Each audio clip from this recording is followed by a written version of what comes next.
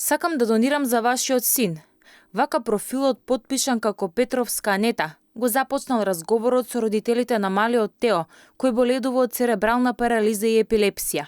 Со профил на фотографија на насмеана мајка која држи бебе во раце, овој профил, кој тврди дека живее во Канада, успел да ги добие нивните лични податоци, објаснувајќи дека за да донира потребни биле низа процедури.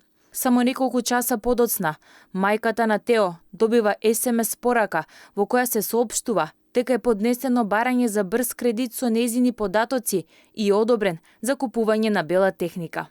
И испратени се личната карта, матичен број било потребно и сметка од трансакција. И здравствени број е прат. Ковај, ајде, тоа е било потребно, значи никој не е рачунал дека ќе падат на толку ниско ниво да злоупотребуваат некои работи што за деца болни. Тоа е стасано на телефонот на сопругата, дека е одобрен кредит од 72.000, не знам там за некој си климовор. Сега од полиција што ви кажа кога пријавивте? Дека ќе се подкрене целата постапка, сега колку тоа ќе биде, како ќе биде, не може да ви кажам.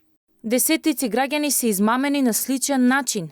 Нашите извори велат дека дел од нив се измамени од истиот профил. Измамниците успеваат од нив да го добијат матичниот и здравствениот број.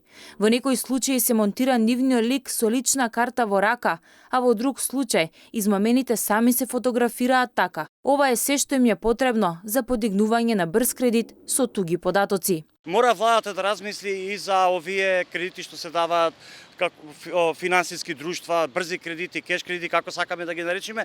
Тоа е верувајте, тотален грабеж и владата тука мора да стави и сите пратеници без разлика власт, опозиција, бидејќи се јавуваат сега па од таа страна голем број на граѓани кои што верувајте има категории кои што се социјално загрозени, кои што можеби на мака, можеби на не знам што ги натерало да земат такви кредити, значи таму се даваат кредити без никаква проверка.